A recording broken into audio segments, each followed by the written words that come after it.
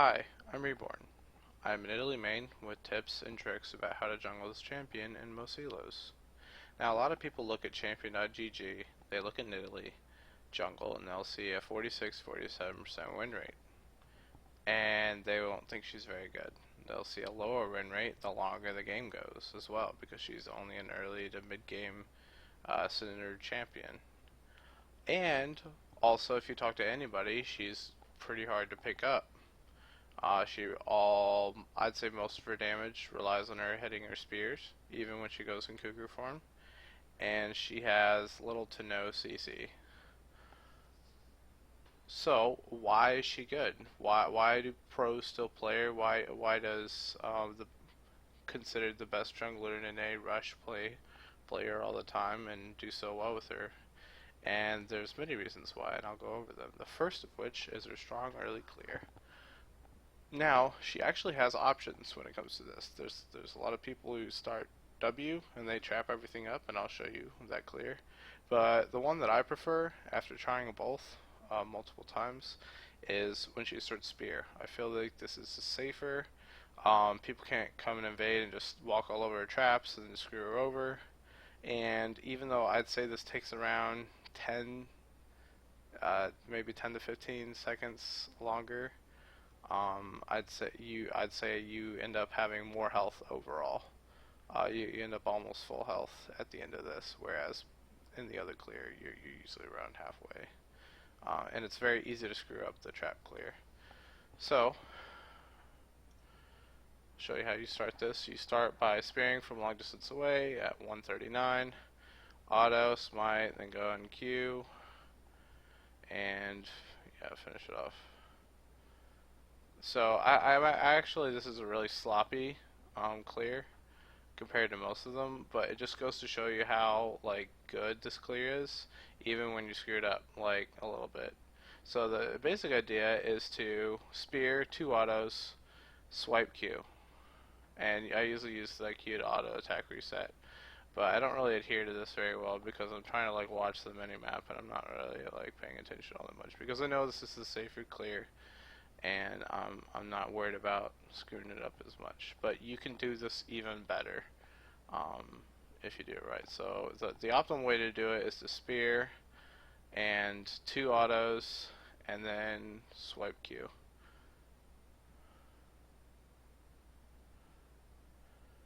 Alright, and also you want to E on cooldown.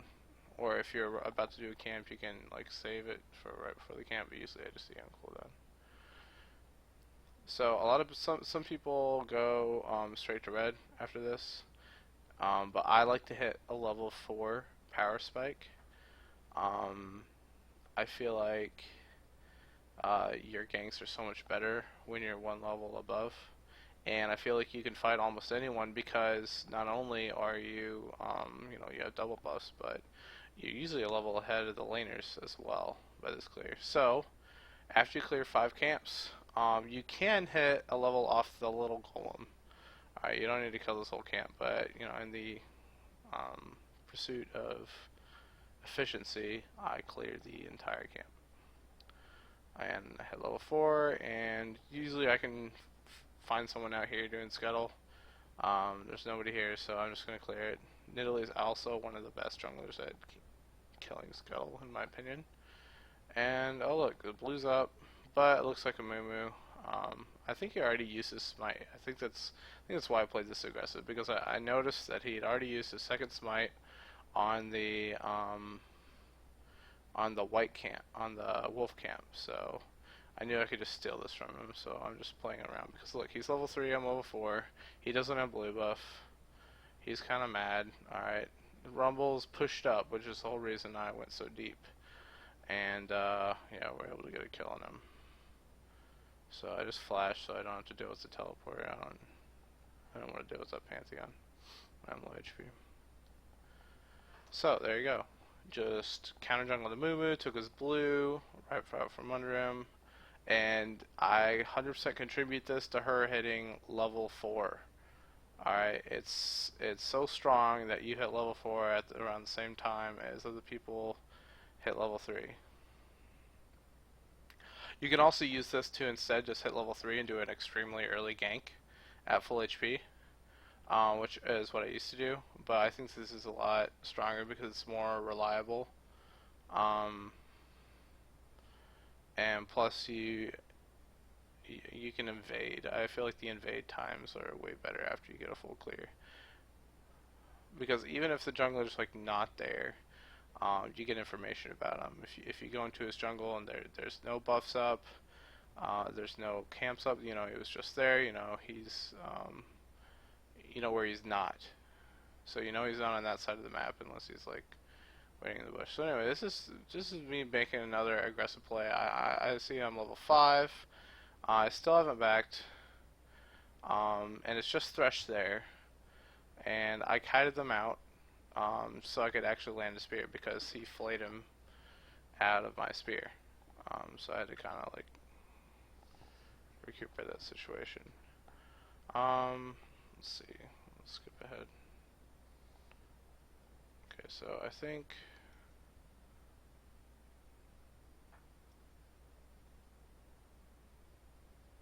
Yeah, so I buy a Sheen, and I'm able to. Okay, so let me stop here. There's a reason why I buy these items the way I did. Because, first of all, Sheen is very important. I want to at least back and get a Sheen whatever I'm doing on my first back. Okay? And second of all, AP is important because she scales really well. Even her sustain scales off of AP. So you want to get, you know, some AP in there. But why did I get this instead of just complete? Why would I get this and not complete my machete?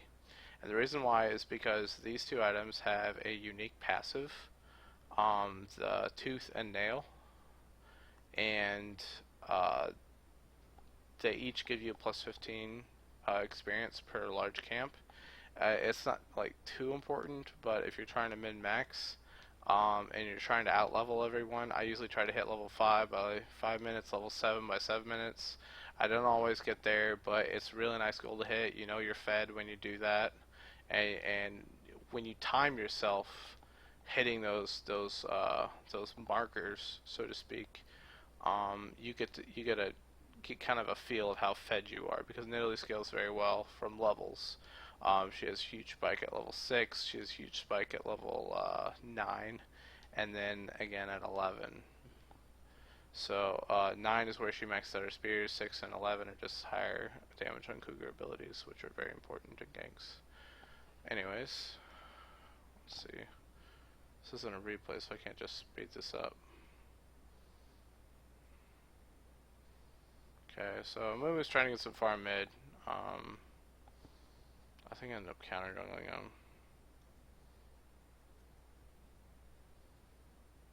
Yeah, so he already did that one camp. So I'm just going to take his golems, and I'm keeping an eye on bot lane, because if they come up, if I see them disappear, like that Nami just did, but she's back, then I would have ran. Like if I see them immediately come, because Amumu saw me, and I always watch the lane's reactions to to the enemy jungler seeing you. Okay, so this I wait for the minion wave before going in because they can block my spears, and I'm still not happy with it. I'm gonna wait for her to walk forward a little bit. There you go. Okay, that's a pretty easy kill. Okay, I have a real problem with moving my camera. Maybe that's why I'm still cold. Okay, so I immediately see that his red's up because I visited that path there, and because Ari's dead, and then oh yeah, I see him up top, so I'm not even worried about this. Only people can stop me is the bot lane, and they aren't even reacting to me being here, so it's not warded. And these things that I'm commenting on, like these are things that I'm going over in the game. Like I'm actively like paying attention to people's reactions to stuff. I kind of screwed up there. I don't know why that happened. I usually want to leave it countered, where I leave like only like 1 or 2 minions up. Alright. I think Ari goes a little ham over here, and they get fucked up. Okay. Okay. So that didn't turn out well.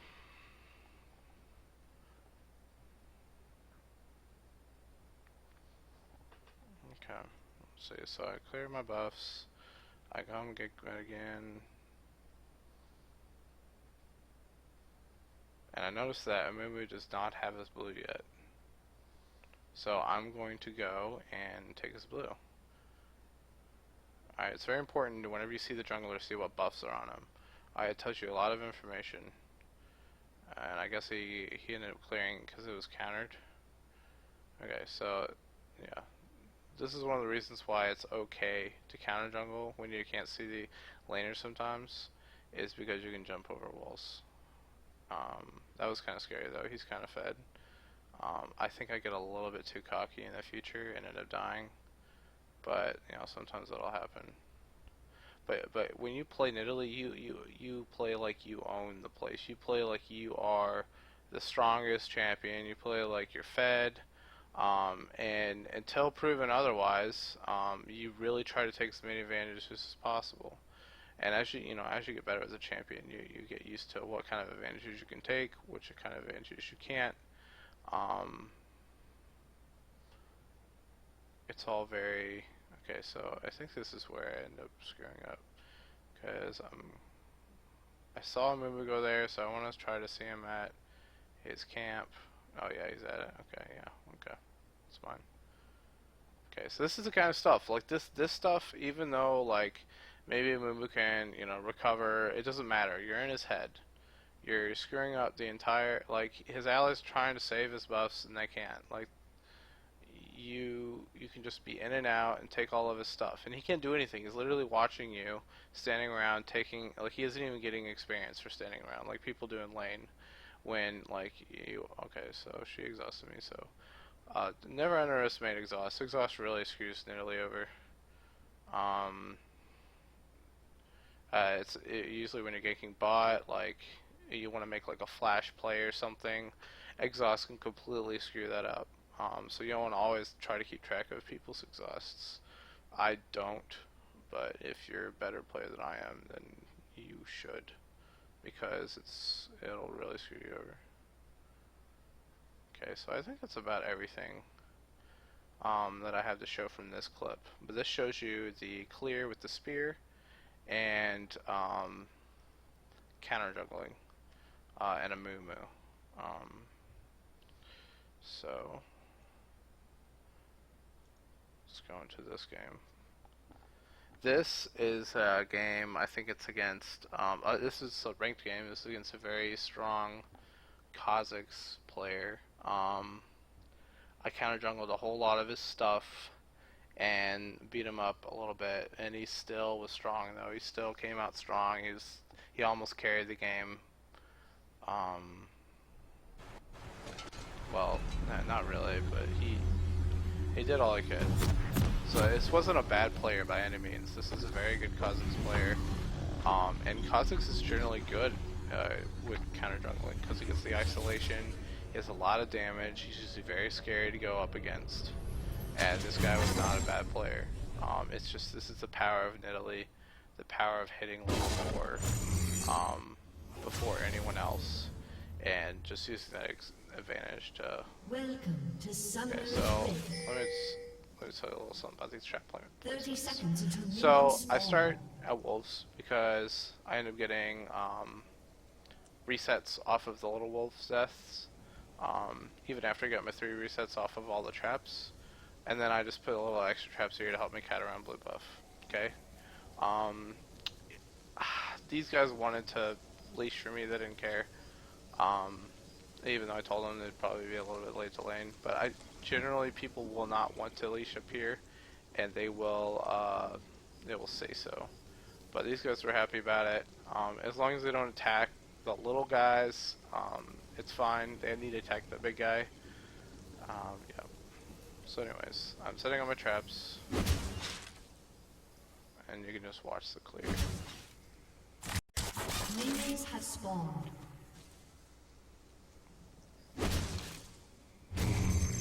Okay. So I try to pull him to the side a little bit. So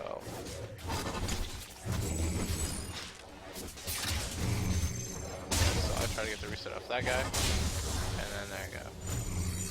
Usually it takes a little bit longer to kill, but since I had a good leash, then it was fun. And I saved my smite for this guy, because this guy does a lot of damage. And I do not have heal, so this guy is very important to kill quickly. Because it's just my potions until I hit level 3. Okay. Yeah, I really don't like this clear, but, you know, bad Nidalee swears by it, Rush swears by it. So, it's definitely not a bad one. But I just prefer the other one. Maybe I'm doing it wrong.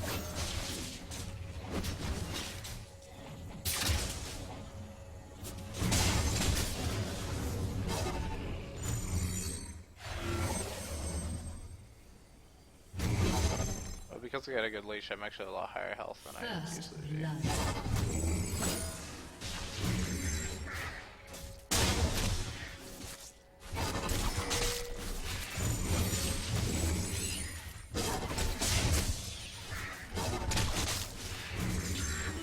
Double kill.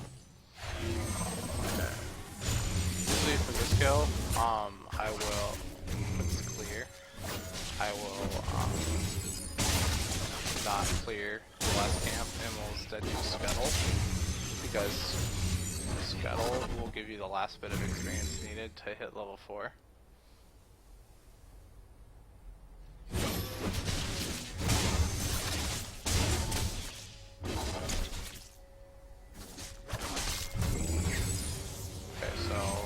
Power of the level 4 gank. I don't even hit my spear, and it's still a lot of damage. Okay, so this is where I go counter jungle. I was actually surprised that he wasn't added to it already, because I'd done a lot of things, but he wasn't, so I figured maybe he was trying to gank or something, so I started blue. And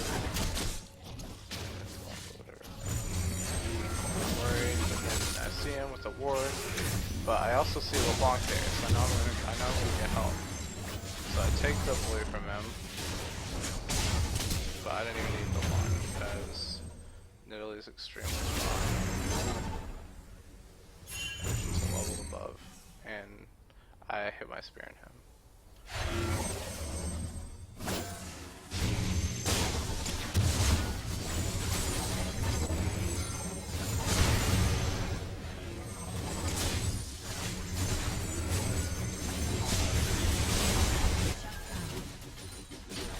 So this college player knew that I had invaded him, and he seen where I was, so I seen him over there. I thought I could take him out, but it didn't end up happening.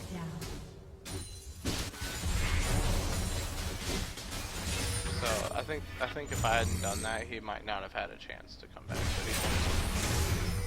And LeBlanc is loving this whole counter jungle thing. She's trying to do it too. Shut down. Okay, so this is me once again in his jungle. He's level 5. I'm level 6. I have an extremely strong power strike against him, and he knows it because he jumps away. And I have LeBlanc here, and so I'm not worried. Because I feel like 2v2 would take him on.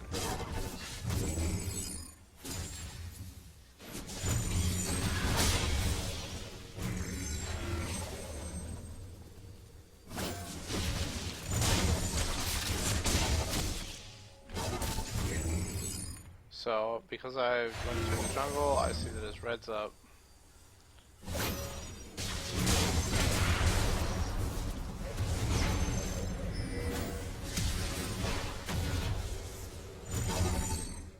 And that's just a heads up play for the mid lane. So I don't think I can go in and take his red when I'm this low health. Big decision. Turns out because Jinx is there to help me. But this, if you haven't noticed, that this does a lot more than like a gank would, because now they have to worry about me being in their jungle as well as being in their lane. Like it just gets into their head. It's a very mentally degrading thing that you're doing when you successfully counter. It's risky, but when playing Nidalee, the risks are cut down.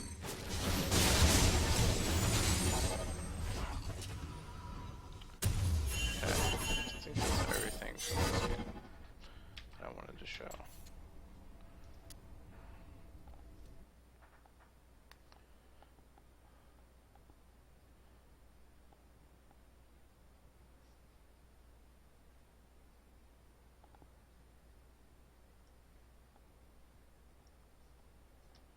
Okay, 179. Okay, so I'm going to show you the pathing or whatever needed to hit level 7 at 7 minutes. Okay.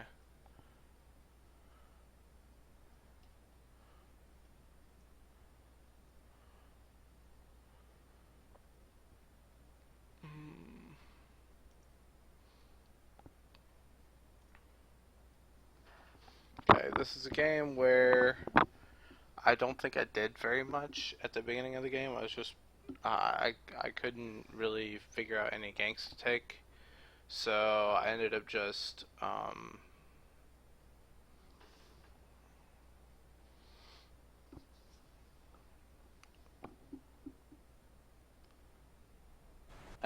farming and getting an advantage there. But this is generally how you do it. So let's get this started. I'm doing the trap start again. I think I actually screwed up this game. I think that's why I did mostly farming.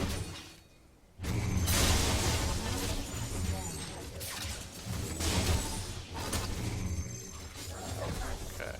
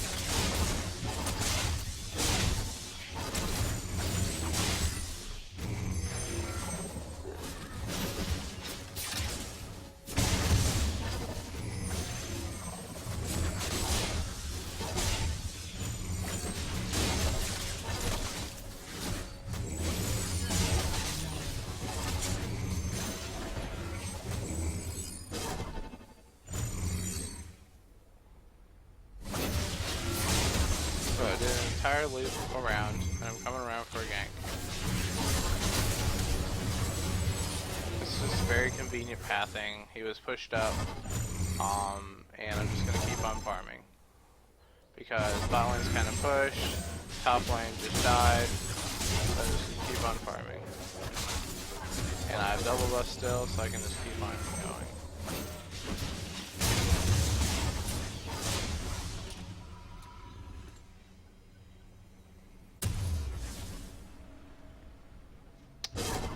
Notice I do the same basic thing here. I don't finish my smite item. I get Hunter's Talisman and Hunter's Machete, and they both give plus 15 bonus experience, so I'm still getting maximum amount of experience, but I'm also getting a lot of damage with my Sheen.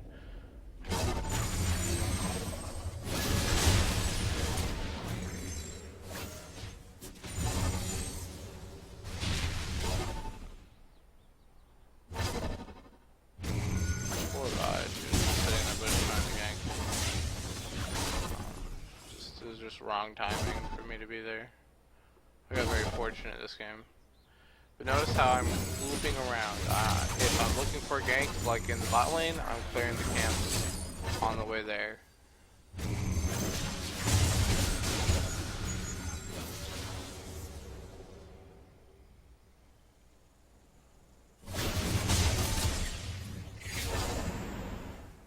So at no point did I ever just like run to a lane straight there, which sometimes you're going to want to do.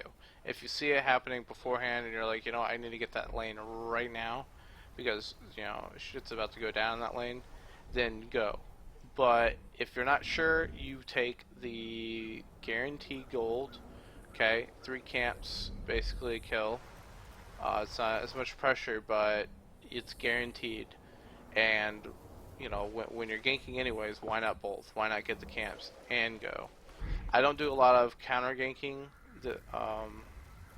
this game because I don't have deep wards. I actually think counter ganking is going to be a thing of the past because it's hard to get deep wards in for very long because of the way Riot's doing vision changes, which turns counter ganking into counter jungling, which is really strong because people can't ward stuff, and when they do, it's pinked, and then you know that it's warded, so you can make your decision based on that. Because the regular wards do not last very long at all. Okay, so this is me hitting 7 minutes to 7. Okay, I had a few successful ganks, but like I'm not like that fed. I'm just a little bit fed, but most of it was just me going around clearing camps on my way to stuff. Alright, Vi hasn't ganked at all, and we had the same farm. Okay, but because I was efficient with it, I ganked multiple times and have the same amount of farm. And I don't know if Vi got any lane farm. I didn't really pay attention to that, so that might be inflated too because jungle farm is worth more. Okay, now let me show you why farming is so important when it's the safe way to go. So, yeah, let me see, what was it, 177.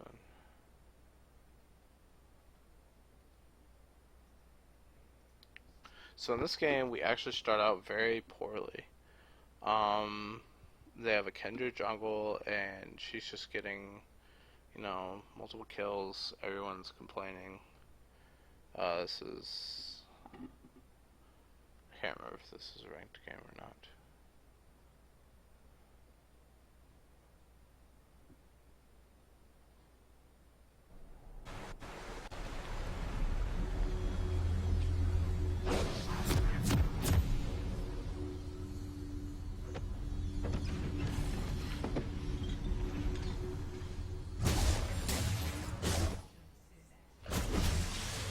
Once again, I'm doing the trap clear, starting W.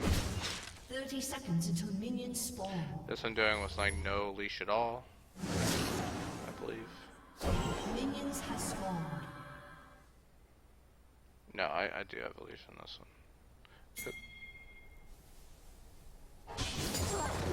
Yeah, this is where I realized you have to keep those little guys alive for a little longer. Because I think you end up having a really rough time with this camp if you don't.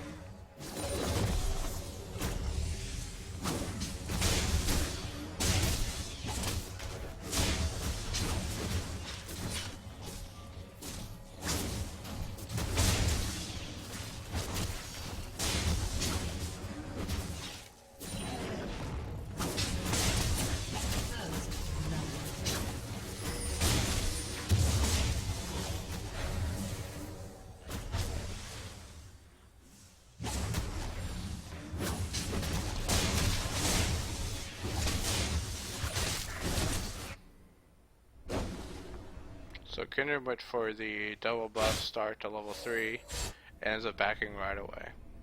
Which really sucks because it takes a lot of time off the usage of her buffs. Whereas me, I'm clearing to maximize my buffs. So I'm not even planning on ganking. Kinder immediately goes to lane to gank. Ends up netting bot lane. Nice level. And yeah, I even end up feeding my buffs this game. So yeah, I thought I could make a play. Zyra outplayed me. It was really dumb. But, sometimes you gotta go for those plays, because you've seen it work before. So, but yeah, she outplayed me. I lost my buffs. I lost a lot of pressure too, because now Kalista has red buff and bot lane ascension. And this is something I have to say about this, okay? When Kindred starts this, okay, it is 5-12. Okay, when she ends up killing it, It is 532. It took her 20 seconds to kill this little tiny thing, which gives very little experience, and only about as much gold as a camp. She took 20 seconds to kill that. And in that time, I think what did I do at that time? Where she started? 5:12. I wasn't in the jungle yet, but in 26 time, I played 2 camps. So yeah, I think Kindred ends up finishing it off. So yeah, Kindred level 4. Red team. I'm level 5. Now I'm level 6. She's still level 4 because when she goes to do stuff, admittedly this is marked, so it's fine for her to do that. But she needs experience. Like, she's only level 4. Her mid laner is level 6. Even her bot lane is level 5. She's under leveled because of the paths she takes and how little farm she does. Even though she has 2 kills, I have so much more farm than she does. And she takes like another 20 seconds like killing this, and doesn't even kill it.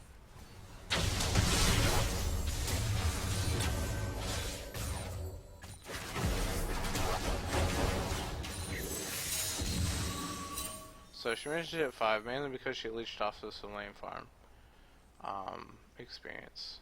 But now she, instead of like farming again, she's going to try to gank again.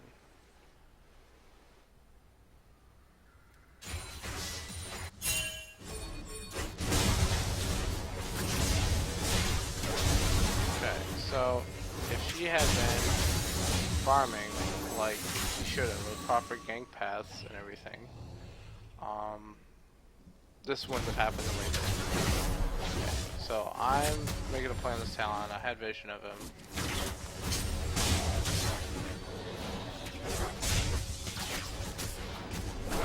She would have had ult. She would have been able to save him. I would have jumped into a bad situation. Maybe Kendra would have been able to outplay that, but I think Talon would have been able to get away. Either way, they were both extremely weak because she was under. And because of that, we get to like rotate bottom lane.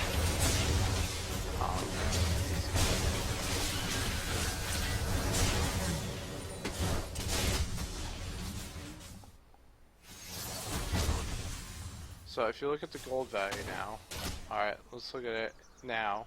I have 4.3k. Kindred has 2.5. That's a massive difference. It's almost 2k. Okay?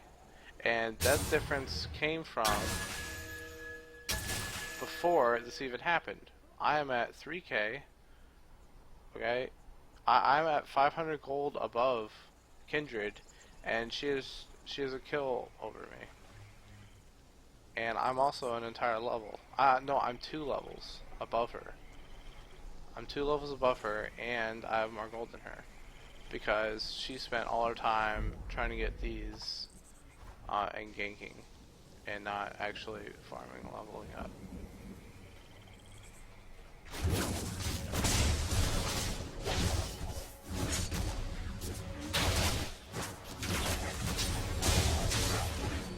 So kills aren't everything. If you're sacrificing too much to get them, they aren't worth it.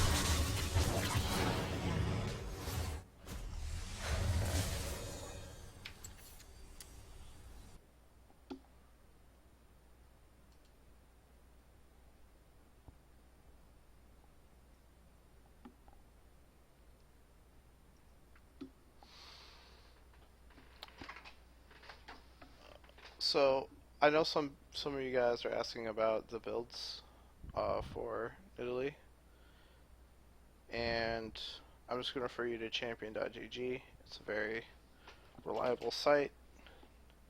I know cookie cutter builds aren't. Oh man.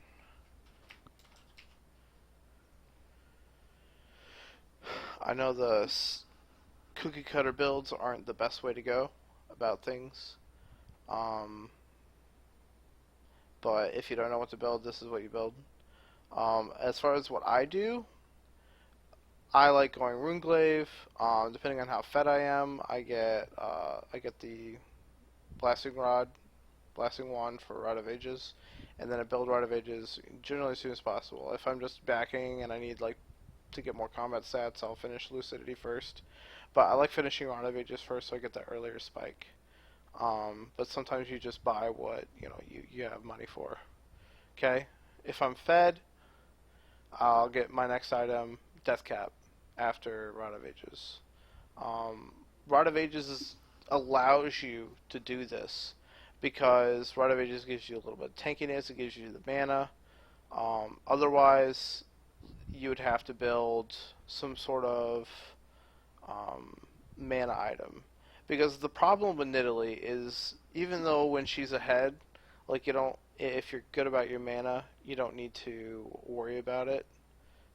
You're gonna get at least a blue buff on half the time, or maybe you'll give you a blue buff up to the laner. But Rod of Ages gives you that flexibility, even if you're getting counter jungled, even if you're losing. Rod of Ages will allow you to scale up a little bit, and will allow you to have a lot of mana.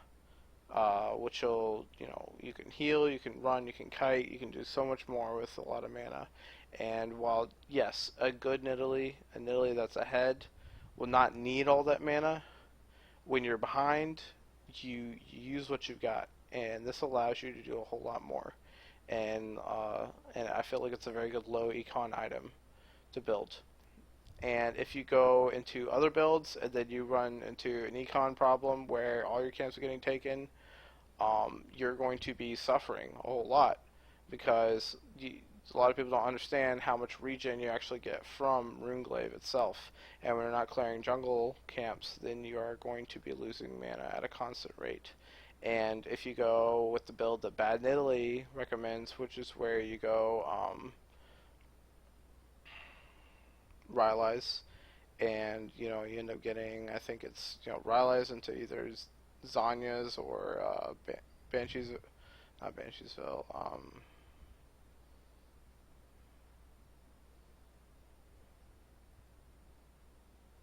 Abyssal Scepter, which is not listed here, but I think Abyssal Scepter is a very good item. And when they're not building MR, you want to go Abyssal Scepter. Otherwise, you want to go Void Staff. If they are building MR, you want to go Void Staff. It's better. But Abyssal Scepter is a very fun item, and sometimes I replace Zanyas for it if they don't have a lot of AD, or I don't feel like I have to go in and make an hourglass play.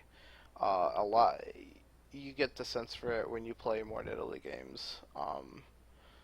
If I do more of this stuff, I'll build like a chart of like what champions is good to build Zanyas into. The top ones would be like Zed and Fizz. But yeah, skill order. Most people still max Q. I think I like it more. I think going Q than E is very strong. But if you start W, you have to go Q because that is like your main damage source for clearing. As far as glyphs, this is the standard one. This one, you can't go really wrong with this one. Magic penetration is okay, but like I said, the thing I like about Nidalee is that she hits level 4 so fast, and you can't do that without 80 reds. I think it increases, I'll have to do the math on it, but it increases the first clear by a little bit, and you take more damage because you don't clear as fast. And as far as glyphs, cooldown reduction are fine. I see people take all 9 cooldown reduction. I see people do mixed cooldown reduction and ability power. If you are doing ability power, you want to do flat because it's all about that first clear. Obviously, ability power quints, armor seals. And this is your current room page. You take vampirism, double-edged sword. I take bounty hunter. But if you feel like but that's because I'm extremely confident with my Nidalee play, and I know I'll get this in almost every situation. But if you're just starting out with Nidalee, like Oppressor's fine. Red buff procs it. It's decent, and if you end up getting Wild Eyes, though, then you can go ahead and build it. Also, something that's not really mentioned is when you hit full build, you can swap out Runeglaive with Lichbane for more TPS. But even if Thunderlords gets nerfed or everything else gets buffed, I think you're still going to be taking this page because the burst from Thunderlord's Kree helps you have successful ganks more than anything. And even though the highest win percentage says you take this, it's better. Um, it's you really want that better burst with the flat penetration. I really think this is important to get. And maybe once you're better, maybe once you're used to not having it, this would be better. I don't know, but a lot of people take this. This is very successful, and I feel like it's a better, it's more consistently good. Whereas this can be good, but those kills they get away with like 10 HP with like 50 HP. Um, this you have this to blame. Um, I, I would always start with a Hunter's Talisman. I know there's some streamers who start with Hunter's Machete, and it is a little faster clear, but if you're starting Q, you're not going to have mana for the E's. And if you're starting W, then you need to trap all those places, and your mana regen's not going to be up to snuff with putting all those traps down. So you're going to have to back and then come back. And if you get counter jungled at all during this whole ritual of putting down traps and backing, right before the minions spawn, then it's all over because you're not going to have any mana regen to like do stuff. You banked it all on that you weren't going to be messed with, and you're going to have a really crappy clear. You're probably going to have to back after 2 or 3 camps. It's going to be terrible. So I feel like, and it's not even that much better than this. It's like only marginally better than this. I take Hunter's Talisman every time to start out with, and you take the 3 health potions because it allows you to gank after hitting level 4. Alright, not only does it give you an extra health potion than the refillable one, but these actually heal for 25 health more each than a refillable potion. Because the refillable potion gives like, I think it's like 100, and these give like 125 or something like that.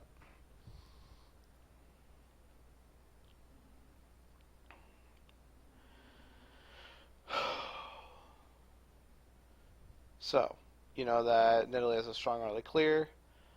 She has extremely high gold per minute, XP per minute. She has all her resets. I'd highly recommend Bad Nidalee's Guide to go over all the resets. It's on Reddit. You can just Google it. It has a very concise guide, and he explains his runes of masteries, his build as well.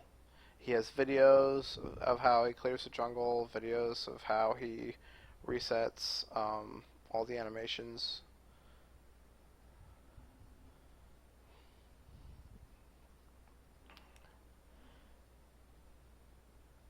When you get a successful gank off, I didn't really show this very much because usually I just left the wave to freeze or push back.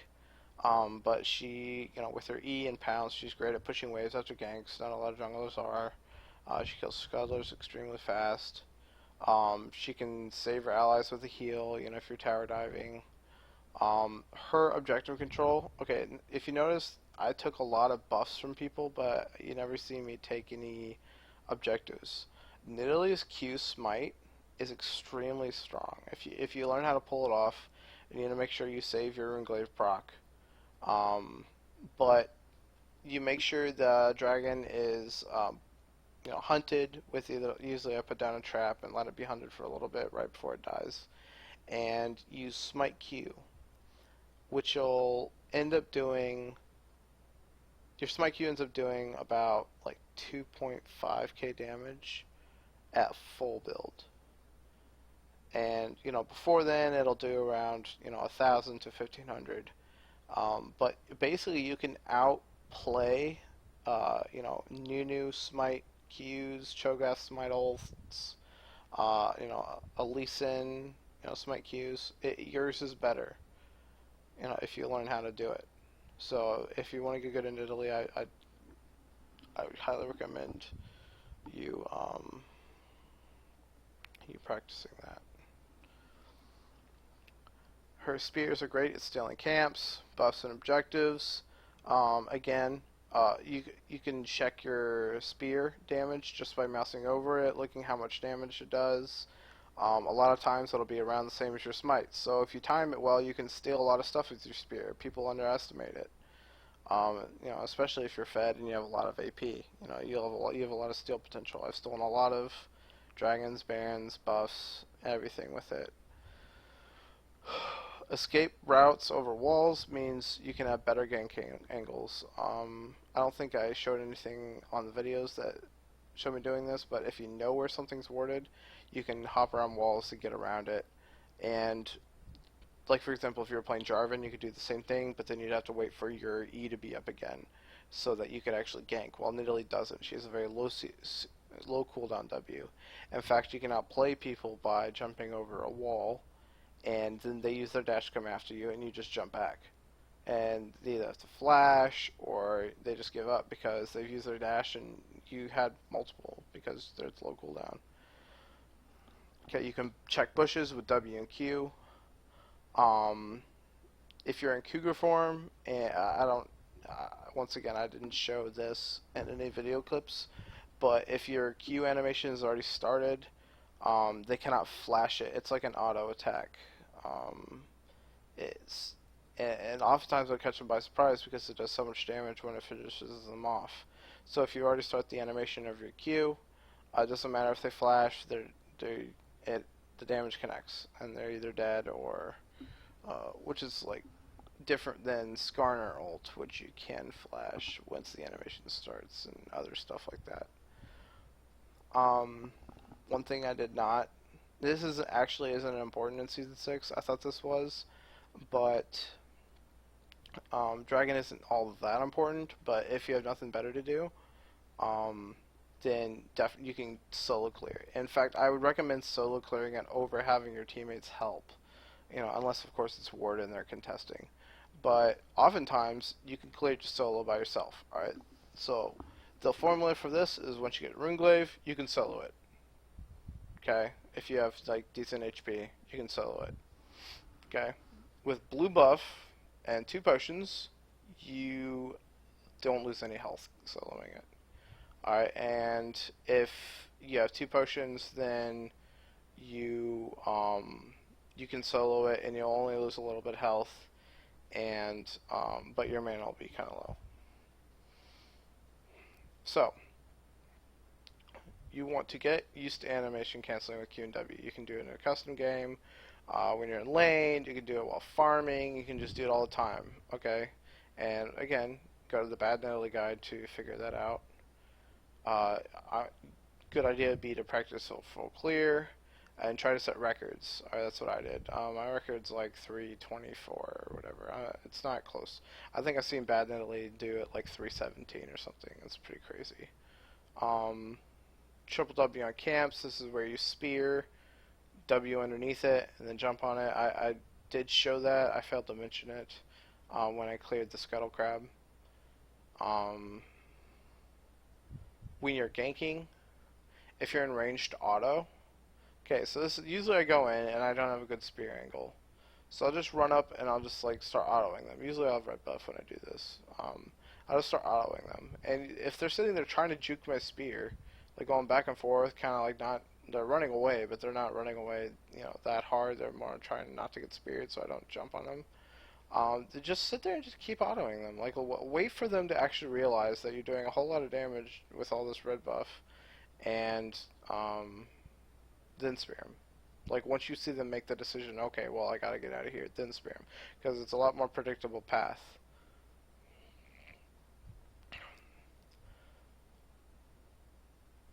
It's very important to know at what health point you can kill people, and how fed you are. Alright, this takes a lot of experience, but if you know you can kill someone versus you don't know, it can make plays so much easier to make. Like, usually the decision is made if you land a spear. So if you know what plays you can make, then you don't make any bad plays. So for example, when I've jumped on that Zyra, I've made that play before, but she knew that I had the capacity to make that play. So as soon as I was there, she flashed away. And because I put myself in a bad position, I ended up dying. But I knew the play was there, I just didn't make it. So now I know better when I'm playing against good players who understand Nidalee and it's 1v2, then I don't do those things. But I always play like I'm better.